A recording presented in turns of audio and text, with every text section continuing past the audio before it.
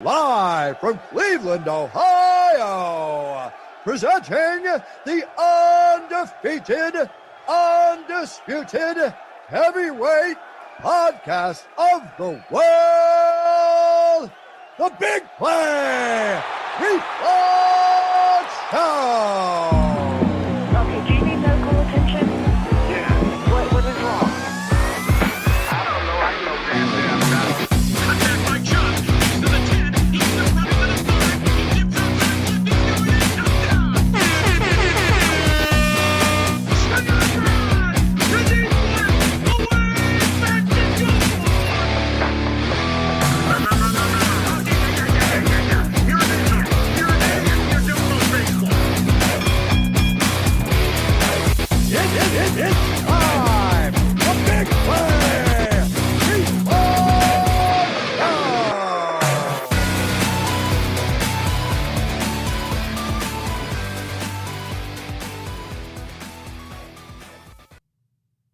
What is up, everybody? Welcome on into the Reflog Show. I'm Nick Pedone. Chris McNeil's here. Gab Kruez is here. Pack Studio on a somber Tuesday in Cleveland, Ohio. Browns Steelers recap coming your way. It's just going to be the three of us riding solo with you guys. We're going no guest. We're going to talk Browns, and we're going to flush the performance against the Steelers on Monday Night Football. What the hell happened, guys? What's up? Welcome to the pit of despair. That's where we sit right now, right? God, I mean, we're so used to being Cleveland fans, anything happening, anything potentially happening that could happen, will happen. We understand that. We know the rules of the game. But even for that, this is tough. This is tough. To lose Nick Chubb the way we did in that game, I mean, that's just brutal. That's just brutal. And then not to have Deshaun Watson then step up after that, have the defense step up, Yeah. but us not be able to ultimately get it done against the hated Steelers on the road. Once again, Nick, what is up with week twos? Yeah, doomed, cursed, snake bit, all the above. I mean, you look at these last couple of week twos against the Chiefs a couple years ago. Baker Mayfield throws out his arm. Obviously, it was a year to the day on Monday Night Football. The Jets meltdown, where a lot of us came in here and wanted Joe Woods to be fired right after that game, and then just the complete offensive meltdown that we saw on Monday Night Football. There are definitely some demons that the Browns need to exercise in that Pittsburgh stadium. You could call it Heinz, you could call it Three Rivers, you could call it Acusure, whatever the hell it is now. It's bad there, and I know we're going to talk the offense. I know we're going to talk Deshaun Watson. I'm going to start the show and give Baker Mayfield a little credit. He is the one guy that's went into that stadium in the playoffs and got a win. I know it could be something to say right off the rip, bring him up with as bad as Watson looked yesterday, but yeah. You're going right to Baker talk, right off the top. bro. Not only did we have that loss yesterday, we lose Chubb, immediately you go into Baker talk. You're killing me here. I don't know. I just obviously it's just 1 week. So that's the nice thing about this is it's 1 week, it's a short week, and a couple of things could be true. It was awful. A lot of it was on Deshaun Watson. I could argue all of it was on Deshaun Watson.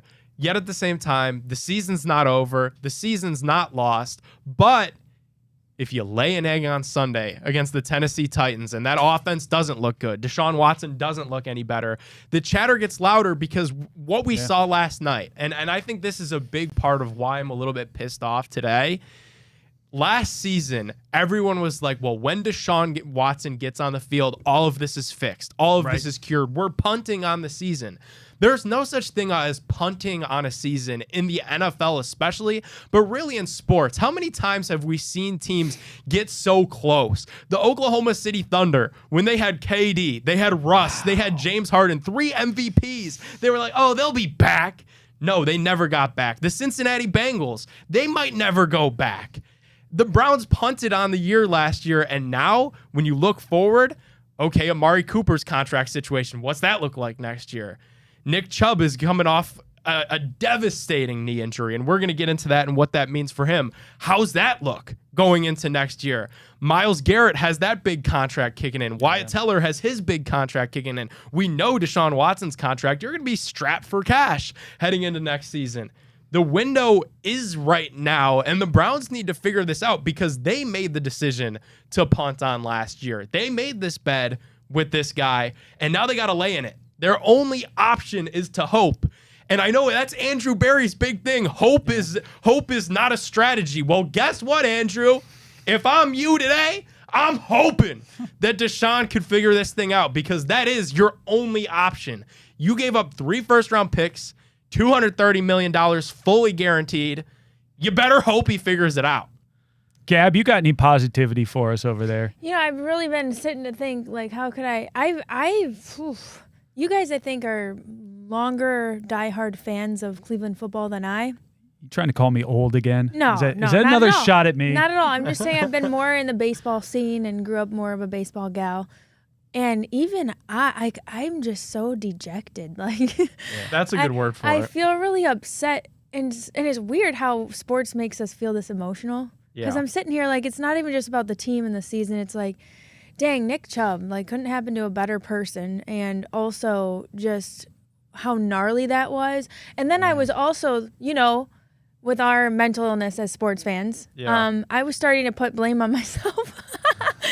Yeah, talk about this. You blame yourself for the Browns losing. Because I've had intrusive thoughts before about it. Because I'm like, wow, he's such a powerhouse. He just runs through traffic, game in, game out. It's like we take him for granted almost because he's such a machine.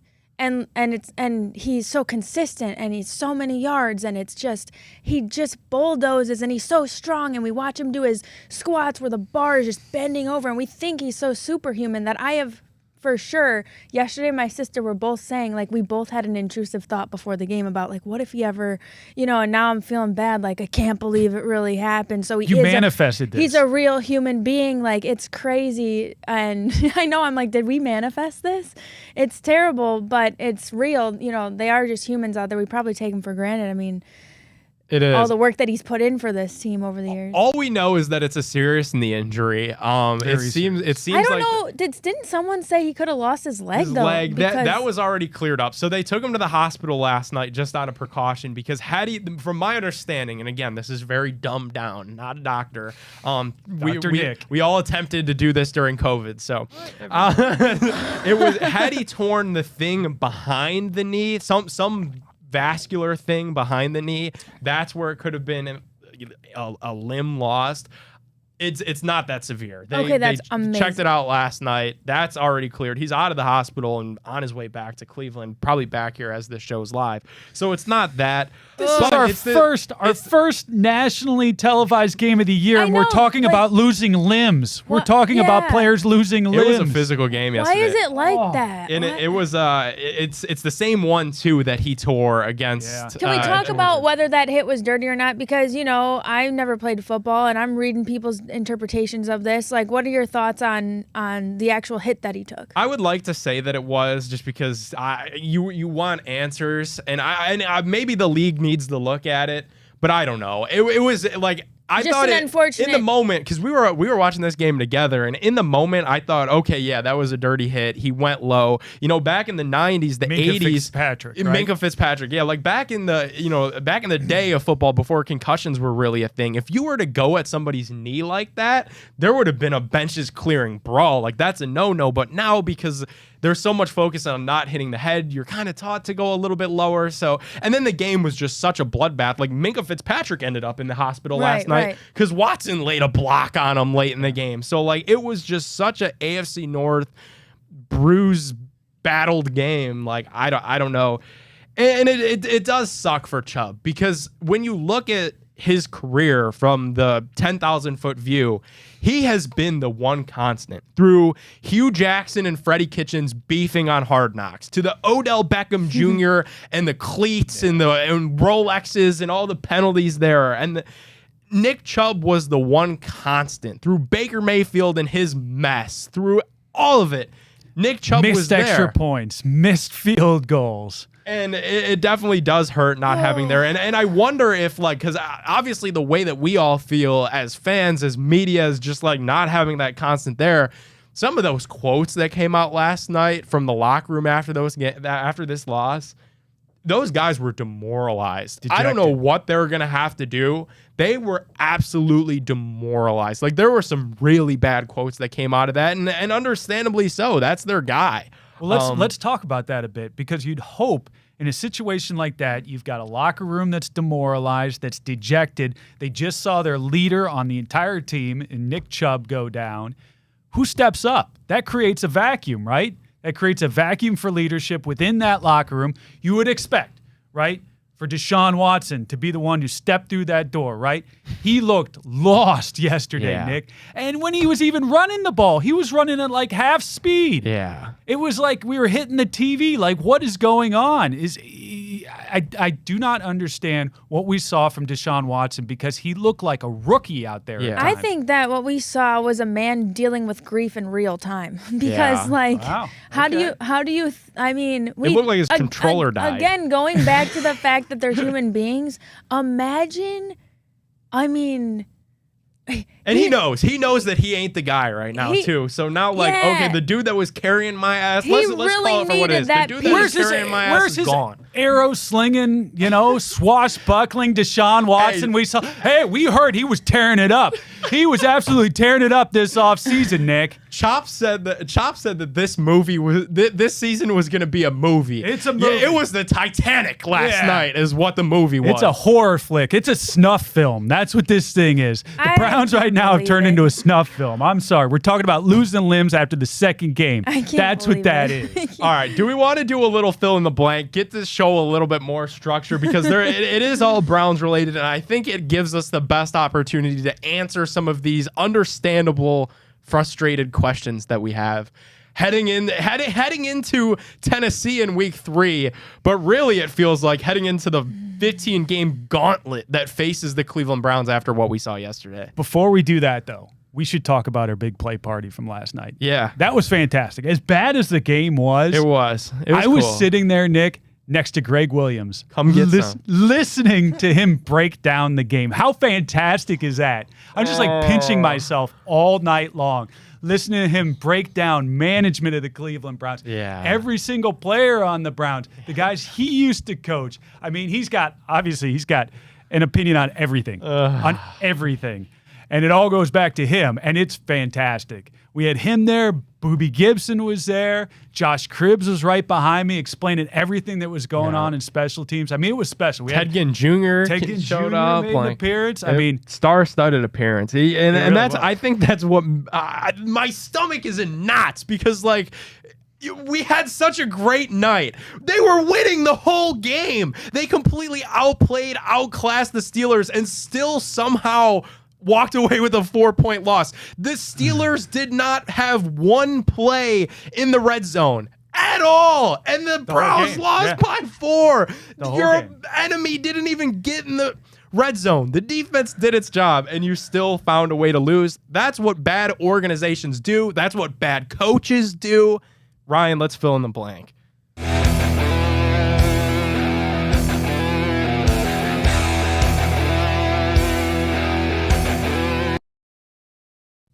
All right, gang.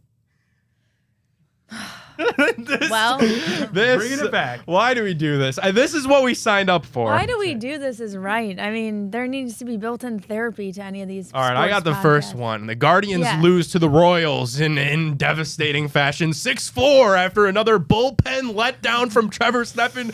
Chris Blank is to blame for the Guardians' failures this season. No, I'm just kidding. I blame myself. At this point, I just blame myself for being a Cleveland fan. Is that what happened last night? I was. Bullpen crumbled. Yeah. Oh boy. Okay, well, Blank. Since we were talking about Chubb, Blank should be the Browns' starting running back the rest of the year. Forward, we got to sign somebody. Fournette. Playoff money. We got Hunt. Kareem Hunt still out Kareem there. Hunt. He served me coffee this morning, and I was like, "Hey, why don't you come? The Browns are looking for a back. He's like, "Well, maybe." What are your thoughts on that? Because I think that's where everybody immediately went to, was Kareem Hunt still out there, Jonathan Taylor. My personal belief is that if Kareem Hunt had anything left in the tank, and I really like Kareem. I think he had a really nice, not only career turnaround in Cleveland, but also personal turnaround, like everything kind of redemption arc when he signed with the Browns. I just don't think there's anything left there, or he would be on a team right now. And I know that the same could be said for other guys. You know, now you're kind of looking at the crap heap of, you know, playoff Lenny, who has played good football in the past. You know, maybe trade for a guy, but your options are thin. And I don't think Kareem Hunt's the answer. I would much rather roll with Jerome Ford than bring Kareem. Can we take a big cut at Jonathan Taylor? Do we have any of the assets? Do we have anything we could make that happen, Nick? I would love to see it. I think step one of that is getting Irsay on the phone. And as much as I just yelled at Andrew Berry, he's the perfect guy to do it. He has very deep ties in that Indianapolis Colts organization. That's where he got his start in professional football. So that's the encouraging part of it. The opposite side of it, though, is what does Irsay really want? And we heard that the Dolphins, he was asking for first-round picks. He was asking for Jalen Waddle. Yeah. However, maybe has he realized that there's no realistic chance that you're going to get that? I mean, just running backs aren't that valuable. Then I get that you got to pay the guy too. Maybe he's willing to come here, play with Deshaun, you know, put some good film out, and then go get a big payday next year. I would definitely at least make the call on Jonathan Taylor, because you have to. Like, when you lose a superstar like Nick Chubb, you got to go for the next best thing. And Andrew Berry doesn't. That's the counter argument too that I've seen a lot. Well, Andrew Berry doesn't do the panic moves. He's not going to panic, trade too much for Jonathan Taylor.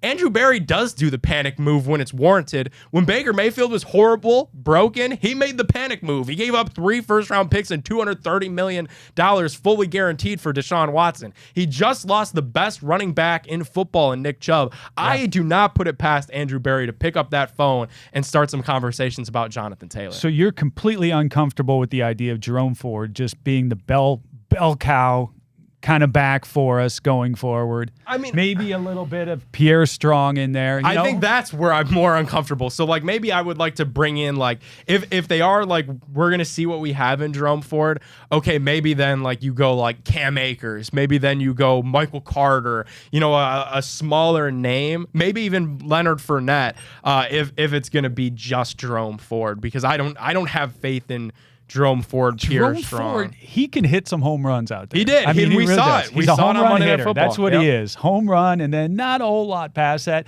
And maybe if he gets more reps, which he will, obviously, this year, maybe he can develop into more. I think the stats from last night, obviously, besides that big run that he had, he was averaging like 2.4 yards per carry. And a lot of that was Mike Tomlin just out-geniusing Kevin Stefanski, which at multiple points in the game, that wasn't a difficult thing to do. Ouch. Grant Delpit had a sweet interception. Brown set up in the red zone. They went pass, sack, pass, fourth down, turnover on downs on a pass. That was killer. That was killer to sit there. Those are the type of things that cost the head coach a job. Go for the jugular. When you have the ball like that, big momentum swing, you're on the road. It's Monday Night Football. And that's pre-Chubb injury. You had Chubb just chilling on the sideline. You could change the entire landscape of that game right there, and they didn't take advantage of it. All right. Brown's biggest issue on offense is Deshaun Watson. I mean, I'm not going to make this any harder than what it is. I'm sorry, especially with Nick Chubb now out. Deshaun Watson has to improve. $230 million. Play like you're $230 million. And oh, by the way, I have never once seen a quarterback get a face masking call on them. But he did it twice.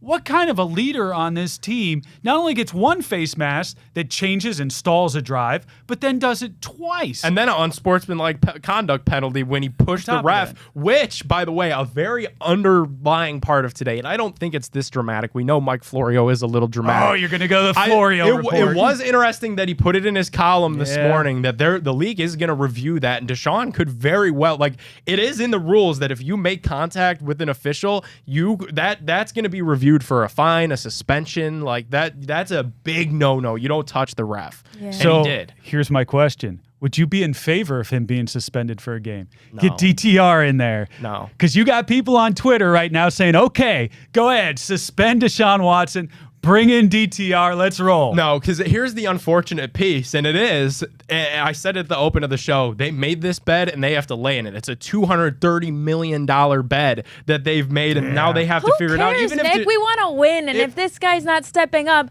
bring up the next guy. And we were all behind this dude. I know to say preseason or whatever, but if they really mean it, they'd put the ego aside and be like, we need to win right now. This guy is off his rocker, so let's just try something else. They're not for going a game. to. The league forces our hand here. Says, Deshaun, you're done for 2 games. They're not going to. If there's one thing that I know and I've learned about the NFL, if it makes too much sense, it's not going to happen. Yeah. I know the trendy thing, and it would be fun to see DTR, but how much of a gut punch would this be? And this is really the likely scenario. It's a 1-game suspension for Deshaun Watson. He's out against Tennessee.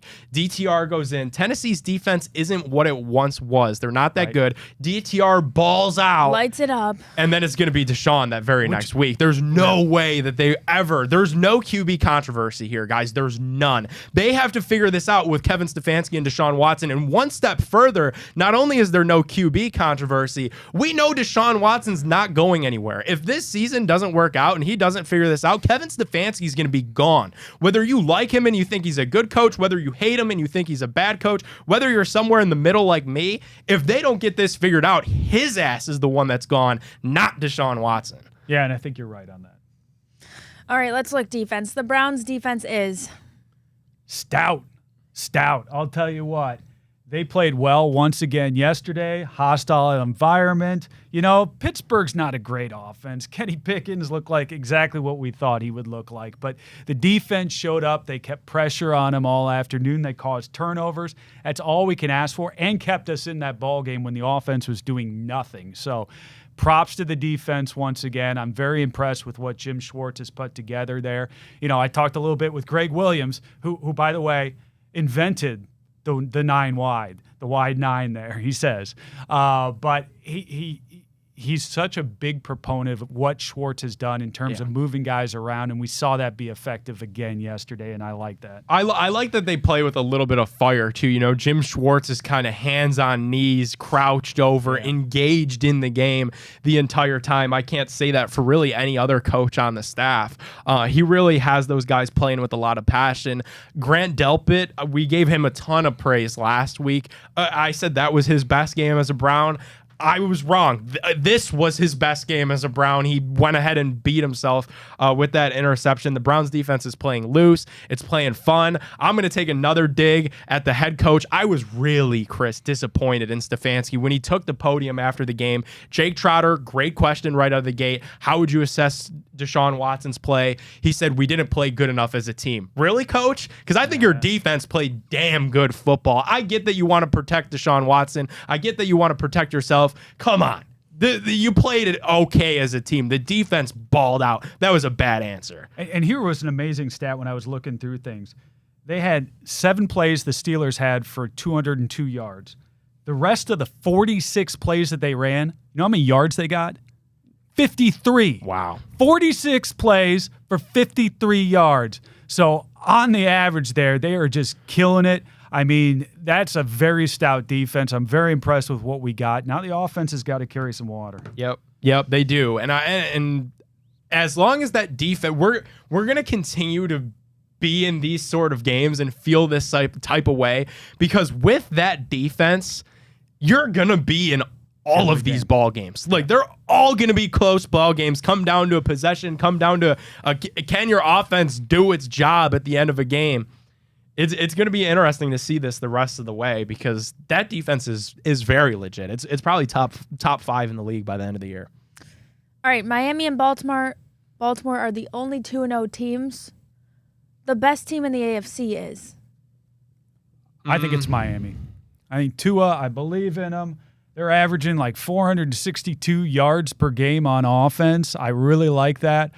They go out, they get their nemesis, they clip the Patriots. I know the Patriots aren't very good, but it's just like us beating the Steelers, right? You got to beat the best or the historical best to be the best. They're coming along. I really like the upside for Miami, so I think they're the team to beat right now.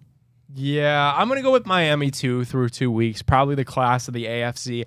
I'm not sleeping on Patrick Mahomes, Travis Kelce. Yeah. I get that they got work to do in that receiving room the same way that the Browns have work to do in their running game. I think if they could get just any production out of Sky Moore, Kadarius Toney, I'm just not counting the Chiefs all the way out yet. I get that it's been 2 weird games. They were able to beat Jacksonville this past week.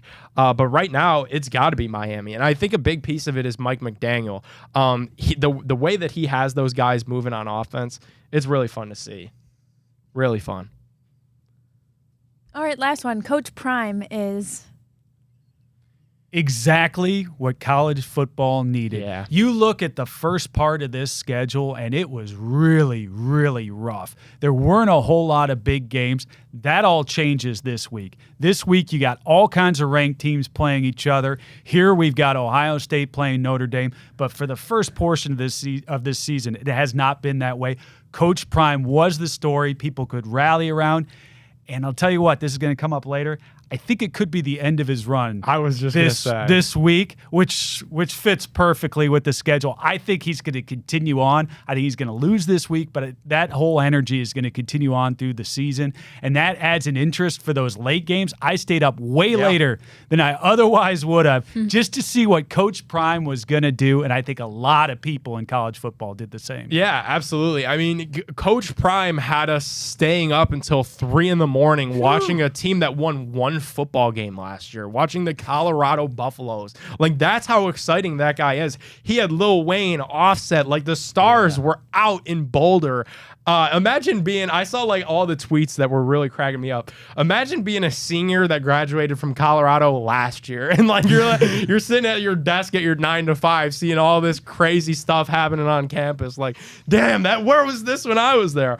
That's a lot of fun. Coach Prime has been just a ton of fun. I do fear that maybe it comes to an end this week, even next week. 2 ranked opponents in Colorado at 19, USC currently at 5. Some really tough games. They're going to be without Travis Hunter. I know that people are looking at the opponent, but really that's their best weapon on both sides of the ball. You know, he plays a hell of a DB, but really on the receiving side of things, they're without him. That's a big piece. It's going to be tough for Prime to win these next 2 games.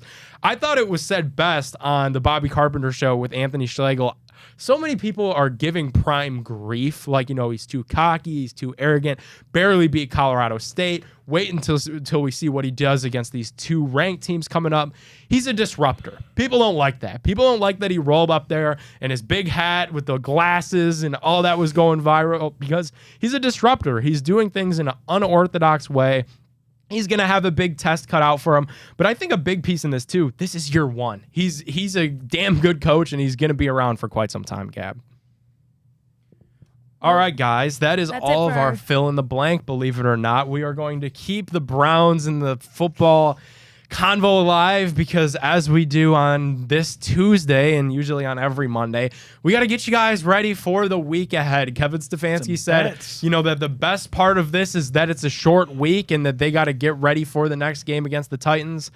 I guess there's no better time to do this than right now with the big play bets of the week.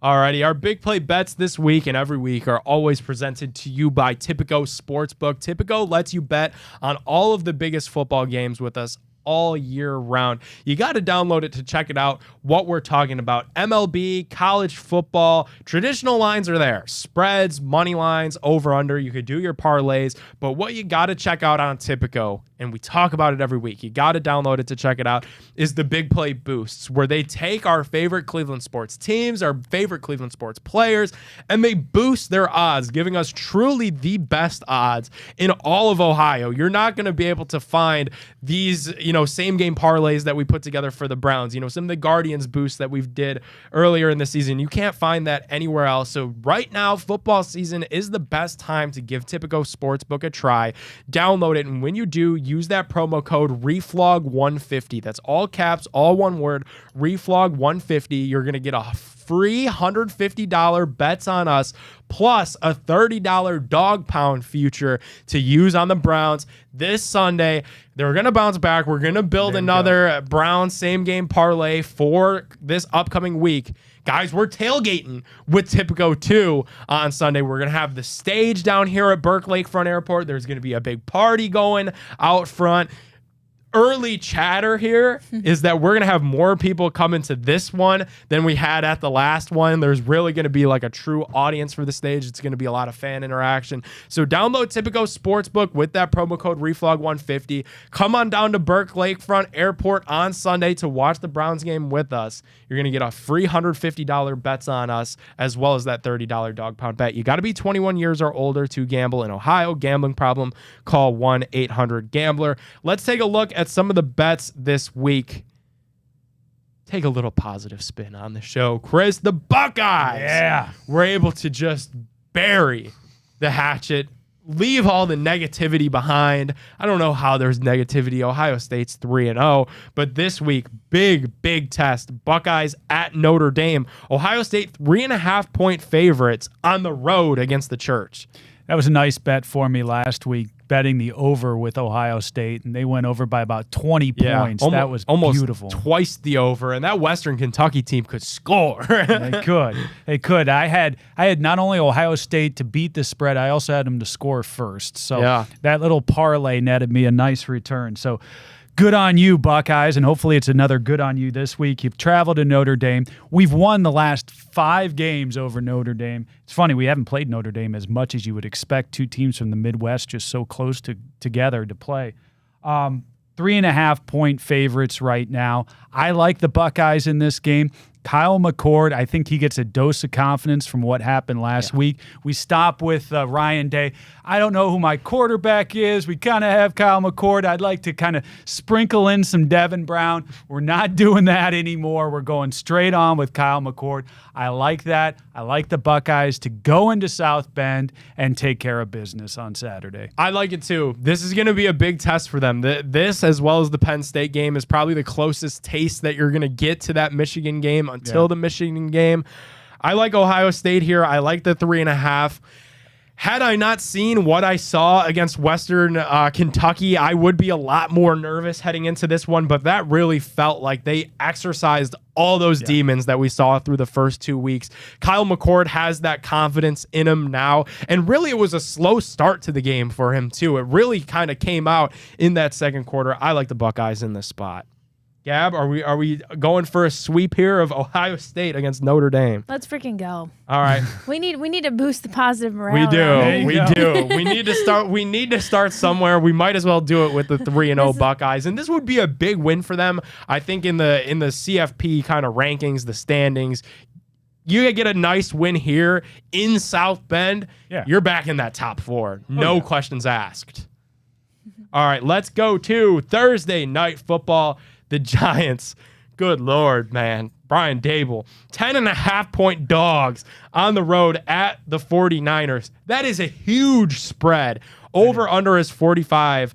Anybody have confidence in taking that 10.5 one way or another? I don't know what the Giants are. The Giants are bad. Yeah, after week 1, and then you have that huge comeback week 2. I mean, you talk about life as a Browns fan, life as a Giants fan right now. My brother-in-law is just pulling his hair out with this team, trying to figure out what the hell he's got. The Niners, I think, are a buzzsaw. I think that's going to be way too much for the Giants. I wouldn't touch this game, though. Big spread. Like I said, the Giants right now are kind of one of those teams you don't know what to expect. I know they're bad, but what kind of bad are they going to be? Yeah. Anytime TD score. Do we want to pick an anytime touchdown score just to make this thing interesting? Give me Danny Dimes is going to go to a Buckeye. Paris Johnson, wide receiver. Okay. You don't like that one? I like it. I was going to go a 49ers player, so this kind of works. See, I'm going this with the kind of works Giants. perfect. I'm going to go with Debo Samuel. Paris Campbell. Not Paris Johnson.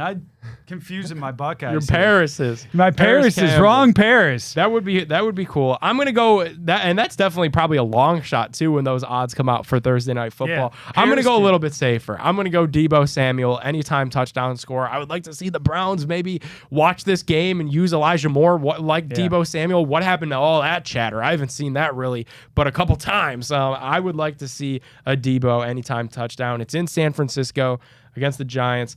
You got Paris Campbell. I got Deebo Samuel. Gab, do you have anybody that you like anytime? Paris Wow, Campbell or Paris Johnson. Or Paris Johnson. Yeah, yeah. The left tackle for the Cardinals. 2-for-1 deal. Paris Campbell is plus 400.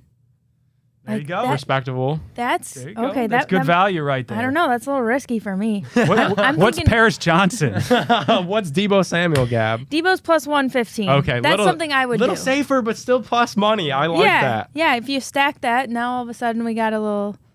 Little. We're cooking now. We're cooking. I like it. Okay, let's go Monday Night Football. Eagles are 5.5-point favorites on the road, Raymond James Stadium. Baker Mayfield's Tampa Bay Buccaneers. They're 2-0, looking to improve to 3-0. Can Baker and the Bucs stay within 5 points of Philly and that defense? And we know when Baker plays a formidable opponent is when things start to go a little awry. Or has he figured it out? We talked about Deion Sanders having some mojo there, and this being the week when he's going to fall going with Oregon. I think it's going to be the same thing with Baker. Baker's got a little bit of mojo. I think Philly is going to be way too much for him to take, even at home. So I am thinking that Philly is going to cover the spread in this game, and Baker's going to go down. I'm gonna go the opposite, man. Whoa! I got Baker covering this 5.5. I think it'll be a close game. The Eagles have looked good, but they still got to show me a little bit more.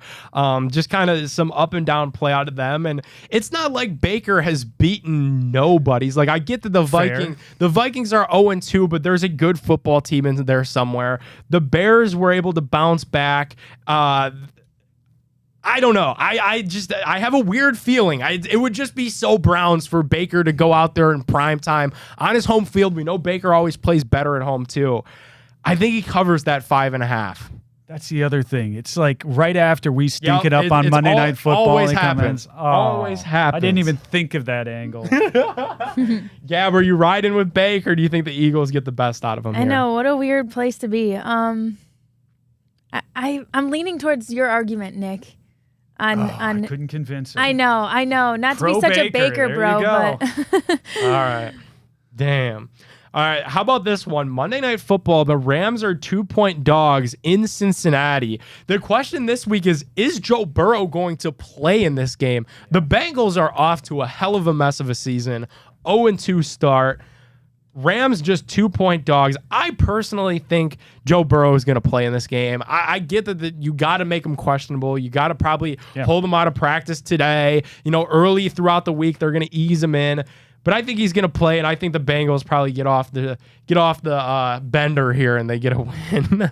I agree. I think Burrow's going to play, and if he plays, the Bengals are going to win. I think at home, going with the way this season has started, going 0-2 to start, I think this is a very motivated team at this point. I think Burrow is one of those that it's kind of like Baker used to be. He kind of keeps mental record of everything, and he knows that he always starts slow, and he wants to set that record that, hey, I start slow, but it's how you finish. And I think that's where Joe Burrow starts to crank it up starting this week. Yeah, I agree.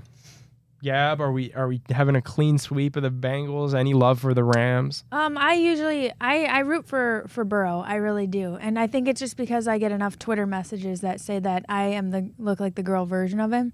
So I feel like that's kind of weird. I'm kind of pulling for him. I saw you. I saw it on my feed. That actually did happen. You know what? I see it too. No, I mean I see it. I'm like, yeah, I get that. So is that a source of pride for you? I'm like, you know what? Yeah, I'm pretty much. I am. You wear it elite. just like he does. Of the quarterback rankings of good-looking quarterbacks, Burrow's up there.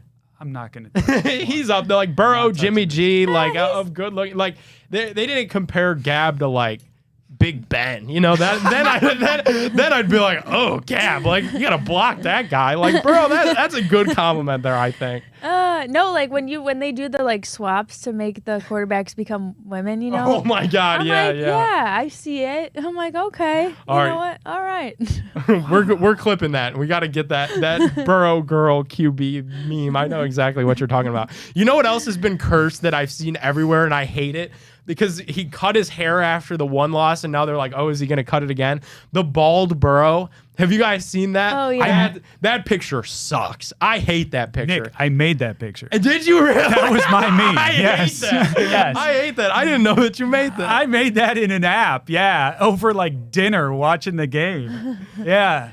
So It's everywhere. I'm glad that it's like causing you lack of sleep and nightmares at night. That is Yeah, fantastic. it's That makes the horrible. meme even better. I'm going to use it even more. And Burrow's got the money now that if things ever start going south, you got to go the hair plug route because he could not pull off the bald at all. All right. We got to wrap up with it. Titans are 3.5-point dogs at Cleveland Browns Stadium. The Browns are favored. I think odds makers still believe in the Browns because of that defense, especially in this game. The Titans offensively, they have Derrick Henry. Other than that, you know Ryan Tannehill and what he is. He's the same quarterback that he's been with Tennessee. The Titans defense is okay. They're always going to be a respectable team because Mike Vrabel's their coach. Do the Browns bounce back and get this thing to 2-1, Chris? So the Titans, like you say, defensively, overall, they're okay. They're kind of middle of the pack. If you break it down to run defense versus pass defense, against the run, they're pretty stout. They're like fourth in the league against the Jeffrey run. Simmons beast. And that's okay. We won't be running the ball very much because I think Deshaun Watson is going to come out throwing. This is a team in the Titans who are not very good against the pass. This is the perfect time for Deshaun Watson to come out to show the world why we paid him $230 million at home. Light up the Titans. That's the next chapter of this book that's going to get written. You're going to see the redemption Deshaun Watson for at least this week against the Titans because their defense is just that bad against the pass. Not buying it? I'm so scared, dude. Like, imagine if that doesn't happen. Imagine 2-1 sounds good. Like 2-1. Had you looked at those first three games against the Bengals, play away from the Super Bowl, in Pittsburgh on Monday Night Football, and then against the Titans, 2-1. Had we said that going into the year, 2-1 through 3 weeks, would you take it? I would have said, yeah, I'm sure everybody. 2-1, okay. We're in this thing. I don't know. That scares the hell out of me because you're exactly right, Chris. That now we're going to have to find out what kind of quarterback Deshaun Watson needs. Even if this is the opportunity. This is the team. This is the perfect team at home for that to happen. Now, the weather's going to be okay. The opponent is perfect. Like, what else do you want? If Deshaun Watson doesn't ball out in this game, then I don't know where you go. Do you go DTR at that point? I know where Twitter's going to go. Oh, no. Everything aligns now for him. Yeah, I mean, it is the opportunity, and everything we heard too throughout the offseason was they're gonna back off of Nick Chubb. You know, they want to open this thing up, they want to throw the ball. Maybe this is what's best. Maybe we find out that Deshaun not under center, you know, maybe more in the shotgun, that air raid style of offense that Kevin Stefanski we hear has been clamoring to run. You got your wish. We're going to find out what it is on Sunday. I don't know. I don't know how I picked this game here on Tuesday after what I just saw. I can't do it. You're in an emotional state. I can't do it. You I'm in an can't do emotional it. state. I'm not doing it. Gab's going to pick it, though. I had bet on the Titans the other You day. did. You won that Titans. The other day. Yeah. Oh, the other day. Okay. Oh, guys, betting's not for me. I'm just kidding. But no, So like put all your it's- money on the Titans it's this not. week. Yeah, Come on. I know. Let's manifest this victory for the Browns. It's tough because I'm like in my brain after what we just saw. I'm like, why don't I just ride with the Titans again? Oh, no.